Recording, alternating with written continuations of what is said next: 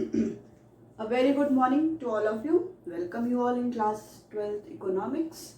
So in previous classes we were continuously studying the chapter 12, that is balance of payment.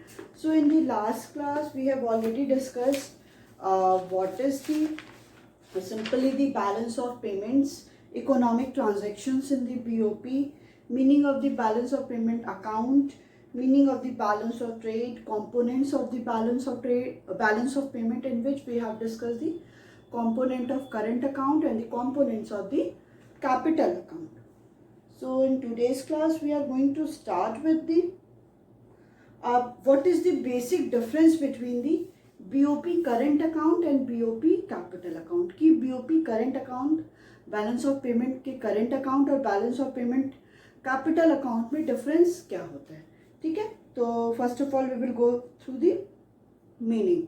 So current account in of balance of payment record all those transactions between the resident of a country and the rest of the world which do not cause a change in the asset or the liabilities of the resident of the country or its government. ठीक है, current account में BOP के current account में हम वो सारे economic transactions record करते हैं जो क्या है, जो किसी भी कंट्री के रेसिडेंट ऑफ द कंट्री और रेस्ट ऑफ द वर्ल्ड के साथ हो रहा है, विच डज नॉट कॉज, उसमें कोई भी असेट और लाइबिलिटी को अफेक्ट नहीं कर रहा है किसी भी कंट्री के रेसिडेंट ऑफ द कंट्री और गवर्नमेंट के, वो बेसिकली आपके असेट और लाइबिलिटी को अफेक्ट नहीं कर रहा है. Whereas in the capital account, so capital account of the BOP records all those transactions between the resident of the country and the rest of the world which causes, जो cause करता है change in the, जिसमें change cause करता है in the asset and liabilities of the resident of the country or its government. ठीक है, जो भी resident है country के और जो आपके government के जो भी cause ये क्या करता है, basically change in the asset and liabilities of the country. वही आपका करंट अकाउंट में वो कोई भी चेंज कॉज नहीं करता है एसेट लायबिलिटी में. कैपिटल अकाउंट में क्या है, ये चेंज कॉज करता है. नेक्स्ट है आपका कंसेप्ट. तो करंट अकाउंट क्या है, ये आपका फ्लो कंसेप्ट है. As it measured over a period of a time, ये फ्लो कंसेप्ट है क्योंकि ये किसी पीरियड ऑफ टाइम में मेजर किया जाता है. वेयर एज कैपिटल क्या है, आपका स्टॉक है, बिकॉज ये किस टाइम पे मेजर किया जाता है, किसी पॉइंट ऑफ टाइम पे. हम इसको किसी पॉइंट ऑफ टाइम पे मेजर करते हैं और करंट अकाउंट को किसी पीरियड ऑफ टाइम पे मेजर करते हैं. तो इसलिए करंट अकाउंट क्या है, आपका फ्लो है और कैपिटल अकाउंट आपका स्टॉक है. तो कंपोनेंट्स क्या क्या आएंगे इसमें, करंट अकाउंट में आपका visible trade plus invisible trade, visible trade plus invisible trade plus unilateral transfer plus income from the investment and the work. और वही आपका कैपिटल अकाउंट में क्या आएगा, आपका पहला सबसे बोरोइंग एंड लेंडिंग, नेक्स्ट आएगा आपका foreign direct investment and foreign portfolio investment, and the last one is change in foreign exchange reserve. ठीक है, ये आपके कैपिटल अकाउंट में आएंगे. नेक्स्ट टॉपिक है जो हम लोग स्टार्ट करने जा रहे हैं, वो है आपका ऑटोनॉमस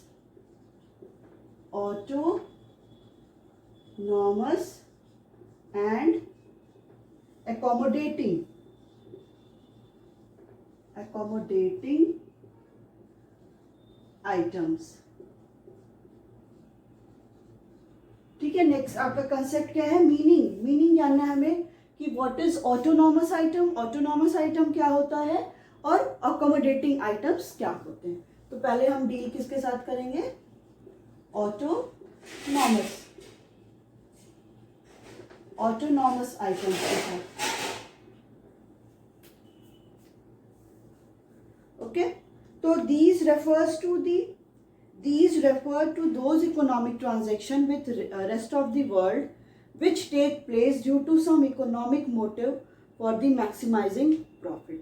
ठीक है, ये वो सारे इकोनॉमिक ट्रांजेक्शन्स होते हैं जो रेस्ट ऑफ द वर्ल्ड के साथ किया जाता है, which take place due to some economic motive, जिसमें क्या होता है, कुछ इकोनॉमिक मोटिव होता है for the maximising the profit. Profit को मैक्सिमाइज करने के लिए बेसिकली क्या होती है, जो भी कंट्री होती है वो क्या करती है, रेस्ट ऑफ द वर्ल्ड के साथ इकोनॉमिक ट्रांजैक्शन करती है. जैसे उनका इकोनॉमिक मोटिव होता है कि to earn more and more profit. Next है, these are independent of the countries BOP situation. ठीक है। ये क्या होता है, ये कंट्री की जो बीओपी की सिचुएशन है उस पर ये इंडिपेंडेंट होता है, उस पर वो डिपेंडेंट नहीं होता कि कंट्री की बीओपी की सिचुएशन कैसी है, उससे इसको मतलब नहीं है। तो these are related to the transaction which are determined by the profit maximisation. इसमें वो सारे ट्रांजेक्शन किए जाते हैं, इकोनॉमिक ट्रांजेक्शन किए जाते हैं जो जिसका बेसिक मोटिव क्या है कि प्रॉफिट को मैक्सिमाइज करना है। For example, if an MNCs is buying share in India with aim of earning profit, ठीक है। इसका एक एग्जाम्पल कह रहा है कि कोई MNC है, मल्टीनेशनल कॉरपोरेशन है, वो क्या कर रही है, बाई कर रही है शेयर्स, इंडिया शेयर बाई कर रही है with the aim of earning profit. Main motive क्या है इसका, प्रॉफिट अर्न करना। Then such a transaction is independent of the countries BOP situation. तो वो जो भी ट्रांजेक्शन होगा वो क्या होगा, वो इंडिपेंडेंट होगा कि कंट्री की बीओपी की सिचुएशन कैसी है, वो उस पर डिपेंड नहीं करेगा, क्योंकि वो जो इकोनॉमिक ट्रांजेक्शन हो रहा है basically for the earning the more and more profit, ठीक है। नेक्स्ट है आपका, these transaction are undertaken by the private sector and the government sector. ये जो भी इकोनॉमिक ट्रांजेक्शन होता है वो कौन करता है, वो दोनों करते हैं। प्राइवेट सेक्टर भी करता है, प्राइवेट सेक्टर भी प्रॉफिट अर्न करने के लिए करता है, और गवर्नमेंट सेक्टर भी क्या करता है, प्रॉफिट अर्न करने के लिए ये सारे इकोनॉमिक ट्रांजेक्शंस करते हैं। So autonomous transaction take place on the both. जो ऑटोनॉमस आइटम्स हैं, जो ऑटोनॉमस ट्रांजेक्शन है वो दोनों में होता है। मतलब आपका कैपिटल अकाउंट में भी वो ट्रांजेक्शंस होगा और आपका करेंट अकाउंट में भी ट्रांजेक्शन होगा, ठीक है। ऐसा नहीं है कि किसी एक आइटम या किसी एक सिचुएशन में ना हो। तो ये क्या होता है, ये दोनों में ही होता है। करंट अकाउंट में भी इकोनॉमिक ट्रांजेक्शन होता है और कैपिटल अकाउंट्स में भी ट्रांजेक्शन होता है। These item are also known as above the line item. इसको और क्या बोलते हैं, अबव द लाइन आइटम।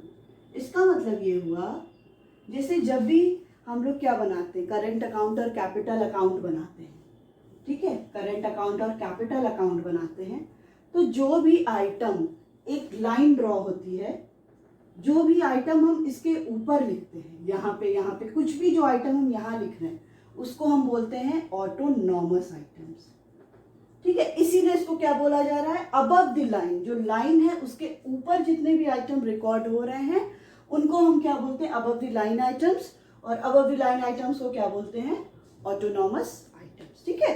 तो इसको और क्या बोलते हैं, ऑटोनॉमस आइटम्स और the above the line items. Next है आपका एकोमोडेटिंग आइटम्स। एकोमोडेटिंग आइटम्स,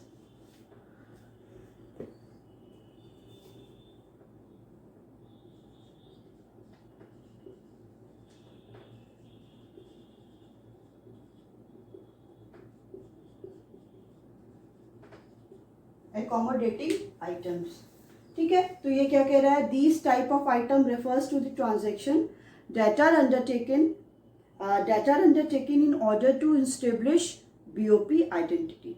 ये सारे आइटम्स रेफर करते हैं इन जो भी एकोमोडेटिंग आइटम में आते हैं ट्रांजेक्शन दैट आर अंडरटेकन। वो क्यों होते हैं, एस्टेब्लिश बीओपी की आइडेंटिटी के लिए। मतलब हम लोग जो भी ऑटोनॉमस में थे तो वो उसमें क्या था, वो इंडिपेंडेंट था, वो बीओपी की कैसी भी सिचुएशन उससे फर्क नहीं पड़ता है, वो सारे ट्रांजैक्शन किए जाते हैं। बट एकोमोडेटिंग आइटम वो क्या होते हैं, ये एक किसी भी कंट्री का जब बैलेंस ऑफ पेमेंट बनता है तो उसकी ये आइडेंटिटी करता है, उसकी सिचुएशन को ये बताता है।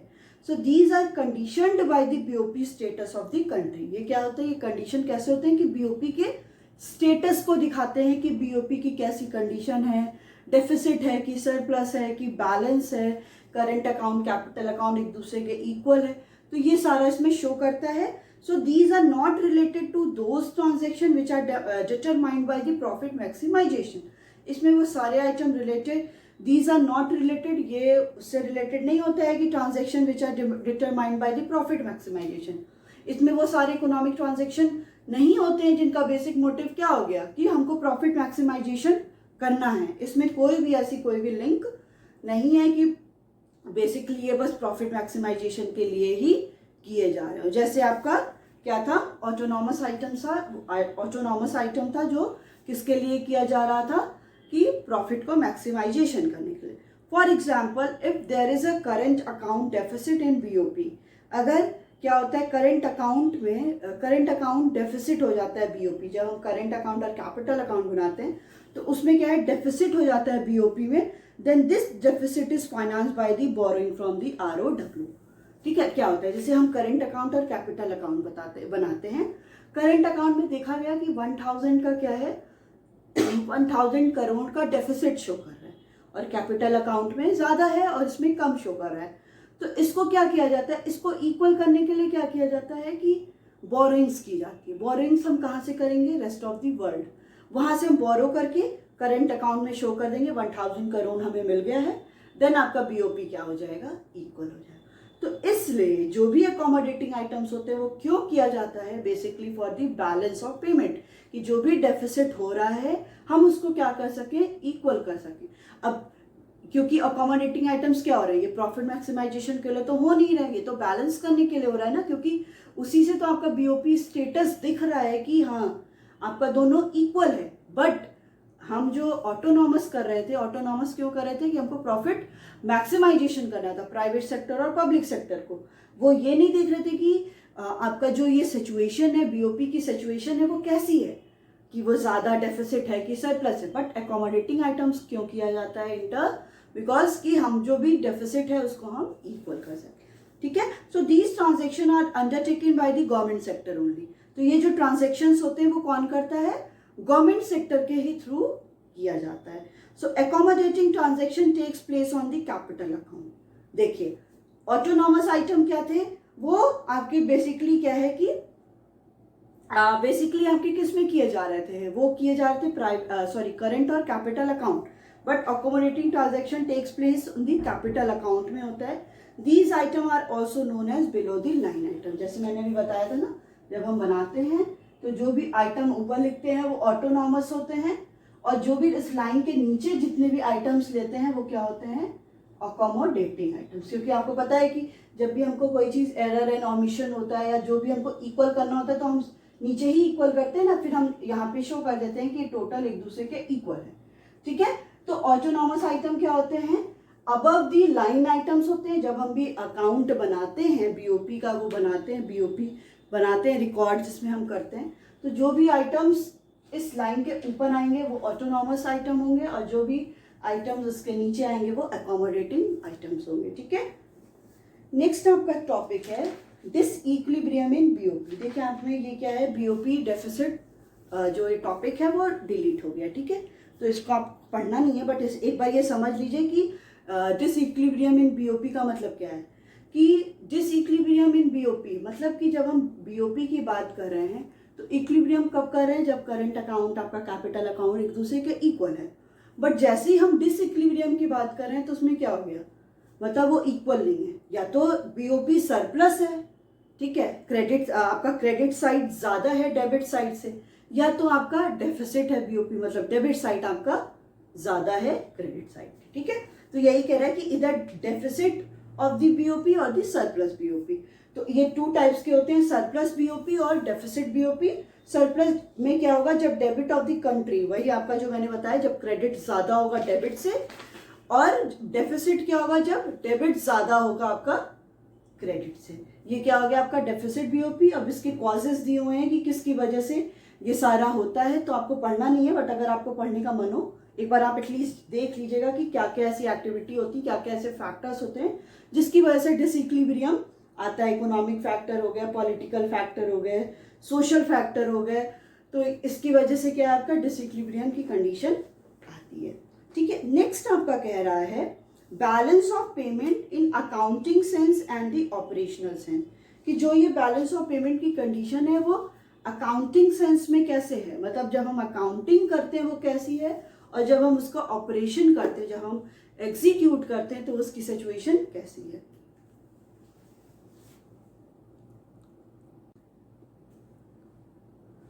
चलिए अब क्या है नेक्स्ट आपका, कि क्या था कि balance of payment in accounting sense and the operational sense. तो बीओपी इन अकाउंटिंग सेंस होता क्या है, BOP in accounting sense refers to the BOP identity, कि अकाउंटिंग सेंस मतलब कि बीओपी की आइडेंटिटी, मतलब equality of total receipt and the total payment, कि आपका जो भी फॉरेन एक्सचेंज कंट्री में आ रहा है, inflow of foreign exchange which should be equal to the outflow of the foreign exchange. ये आपका अकाउंटिंग सेंस में हम बोलते हैं कि inflow of the foreign exchange should be equal to the outflow of the foreign exchange, और equality of the total receipt equal to the equality of the total receipt should equality of total receipt and the total payment, की किसका total receipt क्या है, total payment के equal होना चाहिए। हम किसके सेंस में कहते हैं, अकाउंटिंग सेंस में।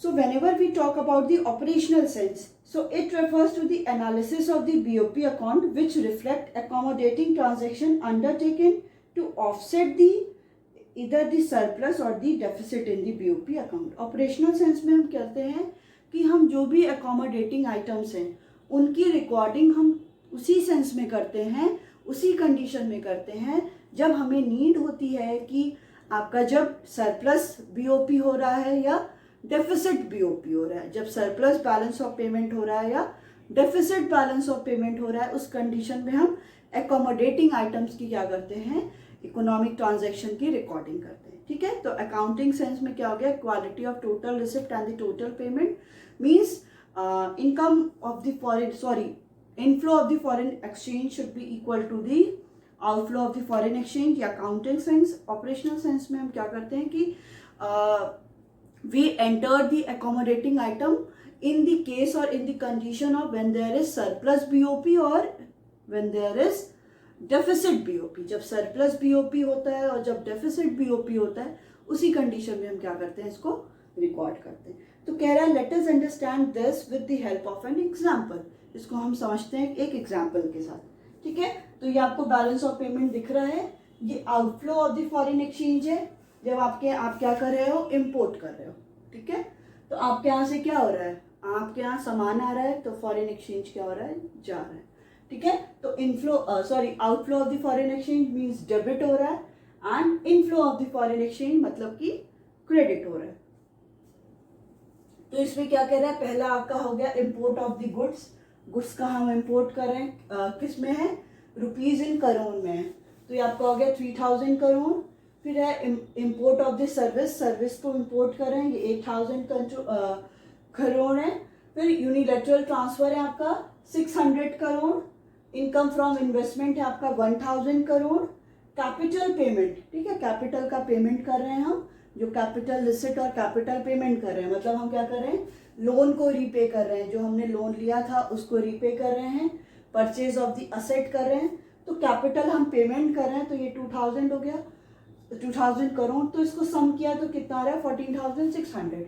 वहीं आपका inflow of the foreign exchange है, फॉरेन एक्सचेंज का इनफ्लो कितना है, तो इसको भी हम लोग रुपीज इन करोड़ में ले रहे हैं। एक्सपोर्ट ऑफ द गुड्स है आपका 5000 करोड़ है। एक्सपोर्ट ऑफ द सर्विसेज है आपका 1000 करोड़। यूनिलैटरल ट्रांसफर है आपका 1000 crore. Income from the investment है आपका 1000 करोड़। और कैपिटल रिसिप्ट, कि हम कैपिटल कहाँ से रिसीव कर रहे हैं, मतलब हम लोन कर रहे हैं, फिर हम सेल ऑफ द असेट कर रहे हैं, असेट को कर रहे हैं तो हमको क्या मिल रहा है, लोन हम ले रहे हैं, या जब सेल ऑफ असेट कर रहे हैं, असेट को सेल कर रहे हैं तो हमें क्या कैपिटल रिसिप्ट हो रही है। तो एफडीआई से आपको 2000 करोड़ मिल रहा है, फॉरेन डायरेक्ट इन्वेस्टमेंट। लोन से 2400 करोड़ मिल रहा है, और डिसइन्वेस्टमेंट से 2200 करोड़ मिल रहा है। तो ये टोटल आपका कितना हो गया, 6600। इसको सम करेंगे तो 6600, तो इसको सम करेंगे तो 14600। तो ये आपका क्या शो कर रहा है कि outflow of the foreign exchange किसके इक्वल है, inflow of the foreign exchange. अब इसमें कह रहा है based on the above table, जो अबव टेबल है उसके बेस पे हम एक कैलकुलेशन करते हैं। So BOP in accounting sense, accounting sense में बीओपी क्या होगा, referring to above table, BOP balance in the accounting sense is the total receipt are the equal to total payment। ठीक है, अकाउंटिंग सेंस में जब हम बात करेंगे तो क्या होगा कि जो ये टोटल रिसिट है, टोटल रिसिट किसके इक्वल है, टोटल पेमेंट के, मतलब अकाउंटिंग सेंस में हम इन दोनों को इक्वल कर रहे हैं। फिर है BOP in operational sense, operational sense में बोलता है it will explain how the two sides got equal to each other. ये एक्सप्लेन करता है कि ये जो दोनों साइड है आपका ये आउटफ्लो और ये इनफ्लो है, तो ये दोनों कैसे एक दूसरे के इक्वल हो? ऐसा तो है नहीं कि जब हम कोई भी ट्रांजेक्शन कर रहे थे तो हम बस ये दिमाग में रखे थे कि इतना ही तो हम लोग आउटफ्लो भी कर रहे हैं और इतना ही हम इनफ्लो भी कर रहे हैं। कुछ तो ऐसी कंडीशन नहीं होगी क्या? कुछ हमने देखा होगा जो हम इसके अकॉर्डिंग इक्वल करने के लिए हम ऐसा किए होंगे। ठीक है, तो for this we need to calculate. अब इसको जानने के लिए हमें क्या करना पड़ेगा? हमें करंट अकाउंट को कैलकुलेट करना पड़ेगा और कैपिटल अकाउंट के बैलेंस को कैलकुलेट करना पड़ेगा। ठीक है, हमें दोनों अकाउंट के कैपिटल और करंट बैलेंस को कैलकुलेट करना पड़ेगा। तो सबसे पहले इसमें कह रहा है current account balance. Current account हम बैलेंस कैसे निकालेंगे? करंट अकाउंट बैलेंस, आपको पता है इसमें क्या क्या लेते हैं हम लोग? Visible trade, invisible trade, unilateral transfer और इनकम फ्रॉम द इन्वेस्टमेंट। तो विजिबल ट्रेड में क्या होगा? Export minus export of goods minus import of the goods. फिर इनविजिबल ट्रेड में क्या होगा? Export of the services minus import of the services. फिर आपका यूनिलैटरल में क्या होगा? जो हमारा रिसीव हो रहा है ट्रांसफर से, और इनकम फ्रॉम द इन्वेस्टमेंट जो हम रिसीव कर रहे हैं और जो हम पेमेंट कर रहे हैं। ठीक है, हम ऐसे निकालेंगे। तो आप ये पहले लिख लीजिए, क्या लिखेंगे? Visible trade plus invisible trade, जो हम लोग ने पहले पढ़ लिया वही सब चीजें इसमें लेनी है, plus unilateral transfer and the last one is income from investment and work. ठीक है, अब लीजिए विजिबल ट्रेड। अब विजिबल ट्रेड को हम वही डिवाइड करेंगे, आपको बताया export of goods minus import of goods, फिर प्लस करेंगे इनविजिबल में export of services minus import of services. फिर आपका नेक्स्ट है receipt and payment of the unilateral transfer, receipt minus payment of unilateral transfer. फिर आपका प्लस इनकम जो हम रिसीव कर रहे हैं फ्रॉम द इन्वेस्टमेंट एंड जो हम पेमेंट कर रहे हैं। ठीक है, ये चीज हो गया। अब इसकी सारी वैल्यूज रखिए। एक्सपोर्ट ऑफ द गुड्स कितना है? 5000। इंपोर्ट ऑफ द गुड्स कितना है? 3000। ठीक है, एक ब्रैकेट में आ गया। प्लस क्या कह रहा है आपका? Invisible trade. Export of the service है आपका 1000, इंपोर्ट ऑफ द सर्विस है माइनस 8000, प्लस यूनिलैटरल ट्रांसफर क्या होगा? 1000 माइनस 600, 1000 माइनस 600। आफ्टर दैट आप क्या करोगे?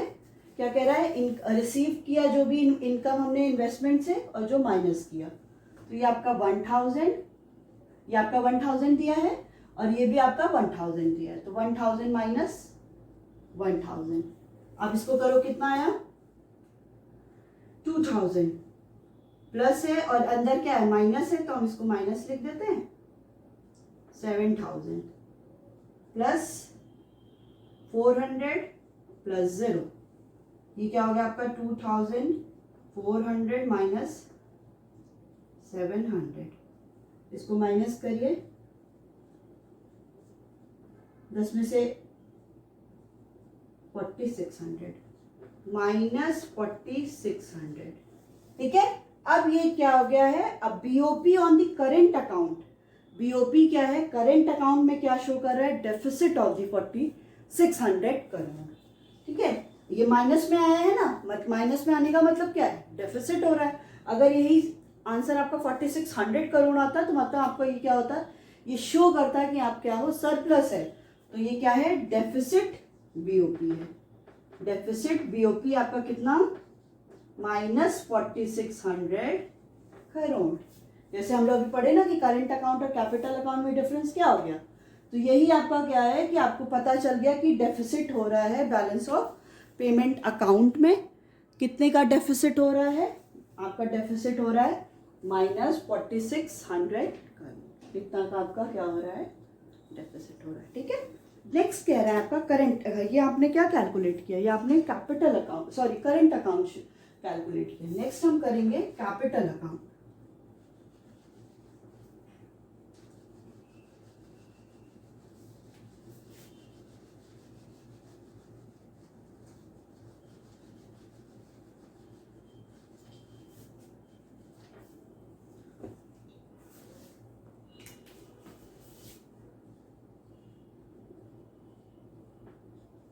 देखिए क्या कह रहा है, capital account balance it is equal to the capital receipt minus capital payment. ये किसके इक्वल होता है, कैपिटल रिसिप्ट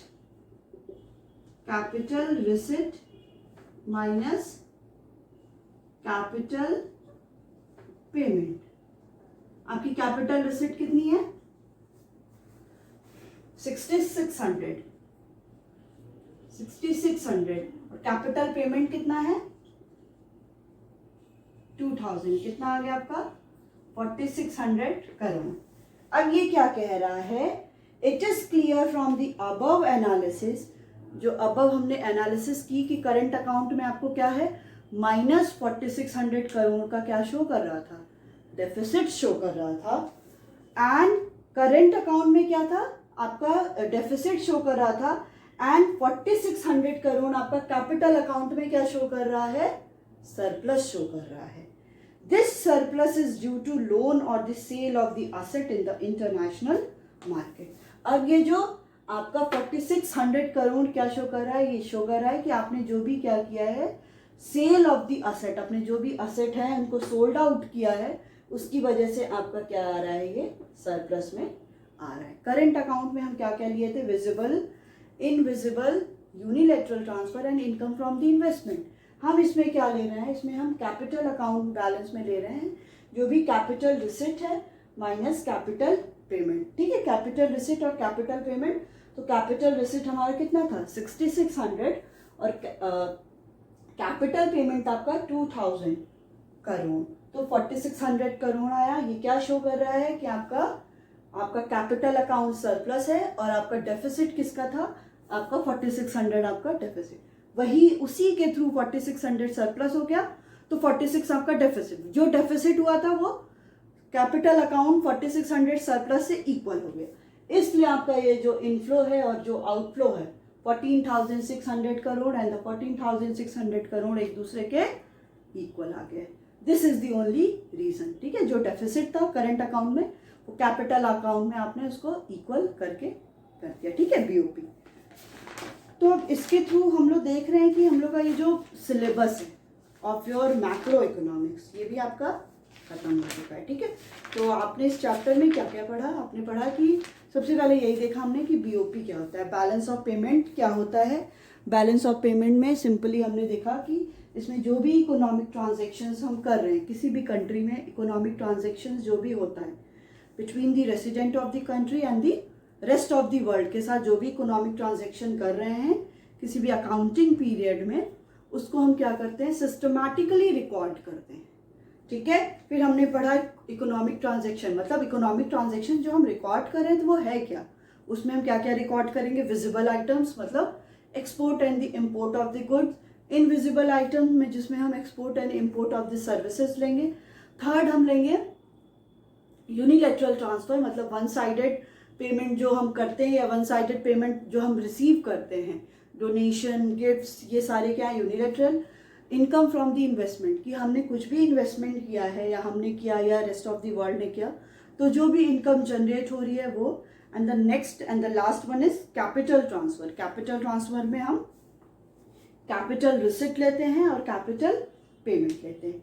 ठीक है, अब ये देखिए, आपको याद होगा कि मैंने बोला था कि जो ट्रांजैक्शन होता है वो बीओपी में होता है, डबल एंट्री बुक होती है, यही हो गया आपका डबल एंट्री बुक। देख लीजिए, अब कंफ्यूज मत होइएगा कि डबल एंट्री क्या है, यही डबल एंट्री बुक में रिकॉर्ड हो गया। अब कह रहा है कि total amount debit must be equal to the total amount of credit. जो भी आपका डेबिट था वो किसके इक्वल होना चाहिए, क्रेडिट के इक्वल होना चाहिए। The balancing item error and omission must be included to balance the BOP account. अब जब इसको बैलेंस करना है तो हम एक और आइटम क्या लेते हैं, एरर एंड ओमिशंस ले लेते हैं, जिसके थ्रू हम इसको इक्वल करते हैं। If BOP account is still not balanced, अभी भी बीओपी अकाउंट बैलेंस नहीं है, तो उस कंडीशन में हम अकोमोडेटिंग आइटम्स लेते हैं। मैंने जो आपको बताया था, अकोमोडेटिंग आइटम्स क्या होता है कि हम बैलेंस करने के लिए जो भी लोन ले रहे हैं, अगर हम लोग एरर एंड ओमिशन करते हैं उसके बाद भी इक्वल नहीं होता है, तो एक अकोमोडेटिंग आइटम्स का एक एंट्री करते हैं, जिसके थ्रू हम इस बीओपी अकाउंट को क्या कर देते हैं, इक्वल कर देते हैं। ठीक है, तो बैलेंस ऑफ ट्रेड क्या हो गया? नेक्स्ट है आपका बैलेंस ऑफ ट्रेड, तो export of goods minus import of the goods हो गया। फिर components of balance of payment में हमने क्या पढ़ा? Meaning and the component of current account में विच क्या करता है, ये आपका बेसिकली कोई भी चेंज असेट एंड लायबिलिटी में नहीं करता है, और आपका जो कैपिटल अकाउंट है ये आपका असेट एंड लायबिलिटी पे अफेक्ट करता है। फिर हमने आज पढ़ा है autonomous and accommodating items, and ये भी हमने देखा कि डिसइक्विलिब्रियम इन बीओपी क्या होता है, सरप्लस बीओपी और डेफिसिट बीओपी। फिर balance of payment in accounting sense and the operational sense भी देखा कि क्या होता है। हम लोग इस बीओपी को अकाउंट को बना के भी देखा कि कैसे इक्वल अगर रिसिट एंड पेमेंट होता है capital account and current account का। तो through this we have completed your whole syllabus. आज हम लोगों ने होल सिलेबस अपना कंप्लीट कर लिया, जिसमें मैक्रो इकोनॉमिक्स का भी कंप्लीट कर लिया, एज वेल एज हमने आपका इंडियन इकोनॉमिक डेवलपमेंट भी कंप्लीट कर लिया। अब इसके बाद से हम लोग रिवीजन स्टार्ट करेंगे चैप्टर वाइज। जिस जिस चैप्टर में कंफ्यूजन है उस चैप्टर से हम क्या करेंगे, कंफ्यूजन को ओवरकम करेंगे। ठीक है, so it's all about your today's class. Thank you.